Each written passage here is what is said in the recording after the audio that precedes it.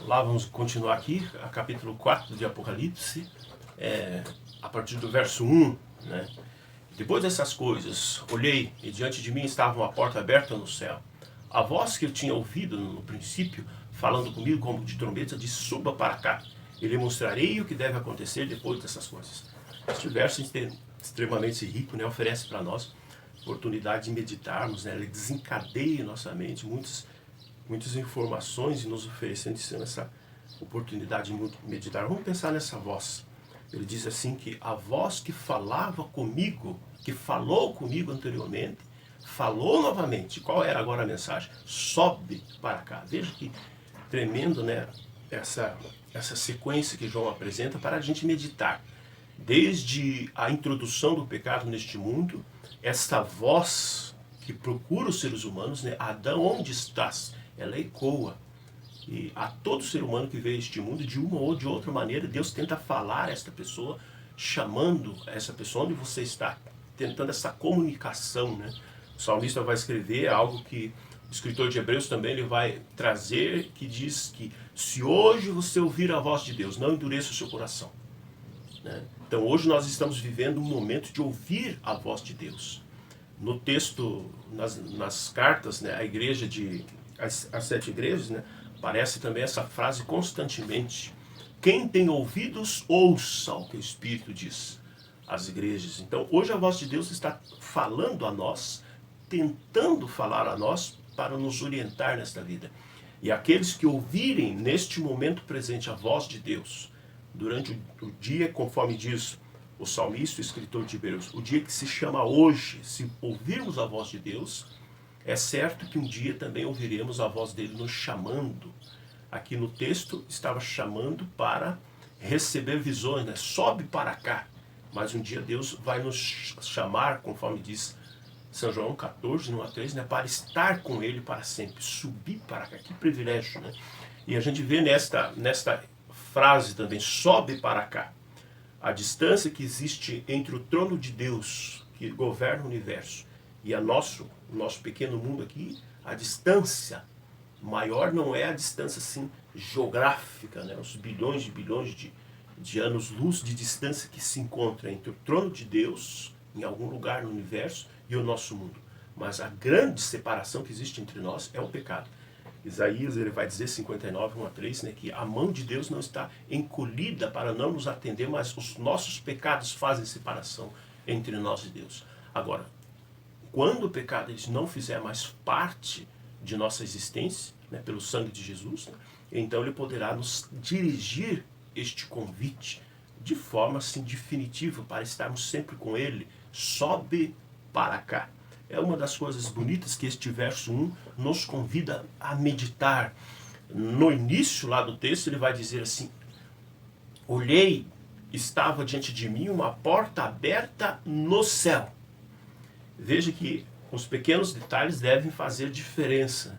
A citação que ele fala: uma porta aberta no céu e não para o céu. Qual é a diferença? Quando ele diz, conforme está no texto, uma porta aberta no céu, ele está em visão, visualizando um ambiente específico neste local chamado céu, e para este ambiente específico a porta está aberta. Então, está no céu e lá uma porta aberta.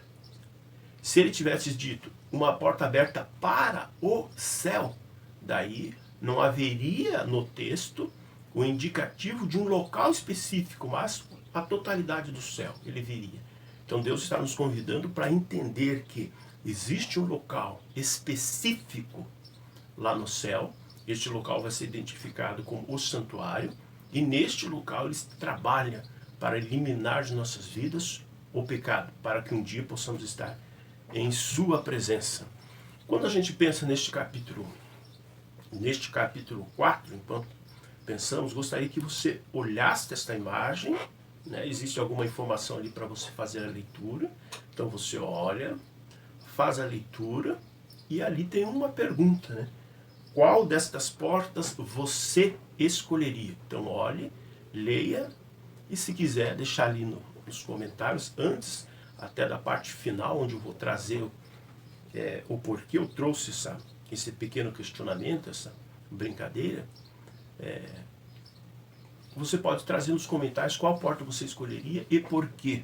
Mas por que trago esta brincadeira aqui das portas? Porque às vezes, quando começa-se a leitura do Apocalipse e outros temas bíblicos, né, vão surgir tantas opiniões que o leitor, o ouvinte, a pessoa que está ali no seu início de caminhada para compreender os temas, pode pensar assim, não sei para que lado seguir, né? Que quando a gente, vamos dizer assim, pisa no capítulo 4 de Apocalipse, já vão haver diante de nós bifurcações, né? Você está vindo num caminho, de repente surge diante de você bifurcação. Não dá mais para você seguir, digamos assim, reto. Você tem que escolher um caminho, né? E vamos apresentar aqui para muitos esta ideia de que não tem como chegar a um entendimento, a uma harmonia no pensamento. A harmonia no pensamento, não sei se chegaremos, mas é possível sim extrairmos boas lições da palavra de Deus. Este livro antigo aqui da Casa Publicadora, né, brasileira, ele vem trazendo um comentário ali sobre o Apocalipse, estudando o Apocalipse, né, revelações do Apocalipse do Royal Anderson, né. Neste livro aqui, ele vai comentar algo sobre o capítulo 4 que é interessante trazermos aqui, né. Ele diz, o santuário terrestre era típico do celestial. Ele cita Hebreus. E em visão, João contemplou uma porta aberta no céu. Não aberta para o céu, mas no céu. Isto é, uma porta que se abria dentro do santuário celestial. Em visão, João foi levado a contemplar as cenas solenes do juízo, quando o sumo sacerdote conclui sua obra de ministério. O profeta atende a voz que ele diz, sobe aqui. E a primeira coisa que vê é um trono. Há uma visível semelhança entre a visão que João tem no capítulo 4 e a de Daniel, capítulo 7, do 9 ao 14. Ambos os profetas contemplavam a mesma cena. Eles descreveram os tronos, os assentos postos. Então ele faz esta citação. Qual é a ideia que ele está aqui então defendendo? É a ideia de que o capítulo 4 do livro de Apocalipse e o capítulo 7 de Daniel, eles estão falando sobre o mesmo acontecimento, que seria uma cena de juízo. Nós, na Igreja Adventista, cremos que o juízo, ele tem início, né, o juízo investigativo, ele tem início em 1844. Então, eles, tanto neste texto, ele está identificando que no capítulo 4 de Daniel, de Apocalipse e Daniel, capítulo 7, estão falando desta cena de juízo. Agora, veja esse simpático senhor, que deve ser conhecido por muitos, né, o pastor Samuel Ramos, ele defende também um pensamento semelhante, né, dizendo que as cenas do capítulo 4 de João e do Apocalipse, né, e o capítulo 7 de Daniel é a mesma cena, a citação dele. João está contemplando a sala do trono de Deus, o lugar do Santíssimo, ou seja, a sala do juízo celestial, onde Jesus deve penetrar para receber o livro selado com 7 selos e iniciar o juízo. Esta é a mesma porta aberta mencionada na carta de Filadélfia, Apocalipse 3:8.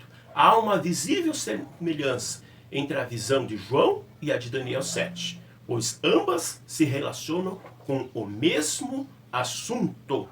Então aqui nós temos este posicionamento. Agora, o Anderson, ele tem uma diferenciação. Então eles concordam que a cena é a mesma. Daniel 7, Daniel 4 é a mesma cena. O Anderson, ele tem uma diferença quanto ao pensamento do Samuel Ramos. Ele diz assim, as profecias do Apocalipse não são sucessivas, mas repetitivas. Isto é, elas refluem cobrindo de novo o mesmo período de tempo. Os 7 selos, por exemplo, e as 7 trombetas cobrem o mesmo período das 7 igrejas. Então veja, neste pensamento, Roy Anderson, ele diferencia-se do Samuel Ramos. O pastor Samuel, ele defende que, a partir do capítulo 4, todas as visões do Apocalipse, elas se dão de 1844 para frente. O Anderson, ele diz que o capítulo 4 se refere ao mesmo tema do capítulo 7. Porém, não quer dizer que a partir dali do capítulo 4 os assuntos vão estar em sequência. Ele retrocede novamente na história. E ele vai dizer que os selos, as trombetas, é o mesmo período de tempo da igreja. Viu aí que existe aí uma bifurcação diante de nós, onde existe um que pensa de uma forma, né, se harmoniza um pouco os pensamentos, logo eles já pensam de forma diferente quanto à continuidade. Mas, para, digamos assim, a maioria da igreja adventista, né, os teólogos adventistas, eles vão pensar diferente dos dois. Primeiro, eu coloquei ali o pensamento deles, né? O Rankst, que é o autor também dessa lição da Escola Sabatina, que foi estudada na igreja adventista no mundo todo em 2018, né? Ele tem um pensamento diferenciado dos dois anteriores, quando ele diz assim: o capítulo 4 e 5 descreve um evento específico e decisivo na história do universo. Você pode legitimamente fazer algumas perguntas. Qual é o evento considerado aqui? Qual é o propósito, o papel do rolo neste evento, né? Evidências persuasivas nos levam a crer que estes dois capítulos descrevem a exaltação de Cristo glorificado, depois de sua ascensão ao céu, no trono celestial à direita do Pai. Então, o que o Rank está defendendo aqui? Que o capítulo 4 não se refere à mesma citação do capítulo 7 de Daniel, e sim o momento em que Jesus ascendeu ao céu. Então, a ideia aqui defendida é que o capítulo 4 retrocede na história. João ele está em visão, vamos dizer, em Patmos, né? No ano 100, vamos pegar assim, ano 100, ele está ali. Quando ele recebe a visão, ele não vai para o futuro, conforme o Anderson e o Samuel Ramos defendem. Eles defendem que o capítulo 4 ele foi no futuro, em 1844. Que a cena do juízo ali é a mesma de Daniel 7. Ninguém questiona a cena de Daniel 7. Todos concordam que em Daniel 7 está se falando do juízo investigativo em 1844. A questão é Apocalipse 4. Uns então vão lá para o futuro, 1844. O Samuel, de 1844, ele segue para frente. Os selos, as trombetas, tudo que aconteceu depois vai ser de 1844 para frente. O Anderson, ele vai até 1844 no Apocalipse 4, 5. No Apocalipse 6, quando vai falar dos selos, ele retorna ao período de João para que a profecia dos selos vai cobrir novamente toda a história. As trombetas retorna e cobre toda a história. Entendeu a diferença dos pensamentos? Agora, o Ranco, ele defende que no capítulo 4, em vez de ir para o futuro, ele está retrocedendo àquele dia que Jesus subiu ao céu. Lembra em Atos capítulo 1 que Jesus está subindo e os anjos estão dizendo assim: por que estás olhando para o céu? Esse mesmo Senhor que viste subir, ele vai descer.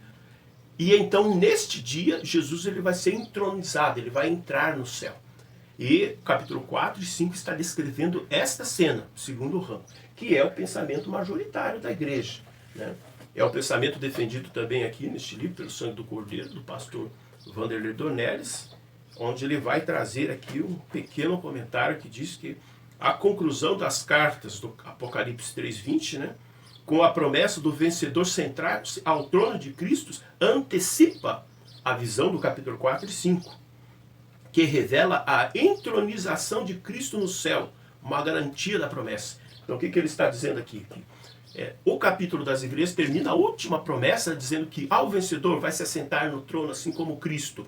E então, como garantia desta promessa, ele está demonstrando a introdução de Jesus no céu, ali pelo ano 31, ali quando Jesus morre e ascende ao céu, né, da era cristã. Ele está descrevendo então no 4 e 5 essa ascensão de Jesus ao céu, sua entronização no céu, e não 1844. A mesma ideia vai ser defendida aqui também neste livro, Uma Nova Era segundo as profecias do Apocalipse, que também é da casa da publicadora. Ele não é um livro tão recente, mas é bem mais recente em relação ao do Alan Anderson. E ele vai comentar a mesma informação. Aqui, a partir da página 172, ele responde esta pergunta. Porventura, os textos de Apocalipse 4 e 5 e de Daniel 7, 9 a 14, descrevem o julgamento? E então ele vai descrever aqui algumas diferenças que existem entre o capítulo 4 de Apocalipse e o capítulo 7 de Daniel. E uma pequena conclusão. Concluímos, pois, que Daniel 7, do 9 ao 14, de Apocalipse não descrevem a mesma realidade, mas dois eventos diferentes. Então nós temos esses muitos posicionamentos. E é aqui que voltamos àquela brincadeira das portas, né? Então a gente vê que o Apocalipse, o estudo dele, ele vai nos apresentar, digamos assim, bifurcações de entendimento. Um entendimento que leva para lá, isso dentro da igreja adventista, né? Um entendimento que leva para cá, um entendimento que leva para cá, então bifurcações de todos os lados. Porém, o pensamento majoritário, o pensamento assim que é defendido pela maioria, né, dos pastores, dos teólogos, é a ideia de que no capítulo 4 que nós estamos tendo é Jesus sendo entronizado no céu. Ele está voltando ao céu depois de ele ter ficado reassumindo um papel ali, dando continuidade no seu projeto de salvar a humanidade dentro do que no Velho Testamento ia ser descrito como a parte santa do santuário e não ainda na parte santíssima. Então 4, 5 na parte santa ainda, não ainda na parte santíssima do santuário. E este é o pensamento defendido assim de forma majoritária. E voltamos aqui à nossa brincadeira das portas, né? Diante disso tudo exposto, muitos podem ficar com esta mesma, que porta eu devo escolher? Né? Na verdade, o estudo de profecia, ele é um estudo contínuo. Né? A gente vai ver que os apóstolos, mesmo Pedro, mesmo em Atos, ele demonstra a dificuldade que ele e evidentemente os demais tinham de compreender também as profecias. Porque Jesus está ascendendo ao céu e ele faz uma pergunta, né? Senhor, é nesses dias que vais restaurar o reino a Israel? E a compreensão de Daniel capítulo 2 vai demonstrar que não existia uma perspectiva para que Jesus restaurasse, Deus restaurasse o reino para Israel. Porque no capítulo 2 de Daniel vai haver toda uma descrição dos reinos que iriam passar por este mundo e nenhum deles é apresentado, né, no sonho da estátua, nenhum deles é apresentado que um daqueles metais estaria sendo Israel. Então, eles também tiveram grandes dificuldades de compreender qual seria o papel do Messias. João Batista apresenta Jesus, eis o Cordeiro de Deus que tira o pecado do mundo. Porém, eles desenvolveram em todo o ministério de Jesus uma expectativa de que a qualquer momento Jesus iria reivindicar o reino e que eles iam ser grandes, ocupar lugares grandes, à direita, à esquerda, de um reino que Jesus iria trazer. Mas nunca, em nenhum momento, Jesus transpareceu ali nas suas informações, na sua pregação, na sua orientação, que este era o propósito. Ao contrário disso, ele já disse ao início, quando Judas se aproxima, né? As raposas têm covis, as aves têm ninho, o filho do homem não tem onde reclinar a cabeça. Então o ser humano ele tem essa dificuldade de lidar com o aspecto profético. O que eu devo aprender ou trazer para a minha vida dessas dificuldades? Quando eu escutar uma pregação, né, saber que se este pregador, se esse pastor está falando numa linha assim, mais isolada ou é uma linha majoritária, que vários pensam como ele. Né? A gente ainda deve crer, né, que na multiplicação das ideias pode haver mais esclarecimento do que nos pensamentos isolados. Pedro ele vai chamar a atenção dizendo que a compreensão profética não é uma ação particular. Então a coletividade dos pensamentos, né, é evidente que coletivamente muitos que nos antecederam erraram. Isso é evidente. Mas ainda há mais segurança se ficarmos dentro de uma linha onde muitos estejam defendendo esta ideia. E veja o nosso dilema aqui das portas, que compara-se ao dilema que muitos vão ter ao tentarem compreender as profecias. Que porta você deve escolher para sobreviver? Quais são as opções? Aqui temos um assassino, né? Não parece uma porta boa para se abrir isso. Aqui há um leão que não come há um ano. Num primeiro momento você pensa, não, aqui vai ser terrível isso. Aqui há um incêndio. Agora pense, seja um leão, seja um rinoceronte, uma onça, um jacaré, um ser humano, qualquer ser que dependa de se alimentar. Se ele está há um ano sem comer, o que já aconteceu com ele? Né? Então essa porta é uma porta extremamente segura para que a gente possa abrir e passar por ela. Aqui há um leão que não come há um ano. O que já aconteceu com o leão? Morreu. Então já não tem mais nenhuma dificuldade em entrarmos por essa porta. Então que seja assim o nosso estudo também nas profecias. No primeiro momento, não há como compreender. Muitas ideias, muita confusão, muitos caminhos para se optar. Mas deixa a cabeça refrescar, né? O mesmo Espírito que concedeu a palavra, né?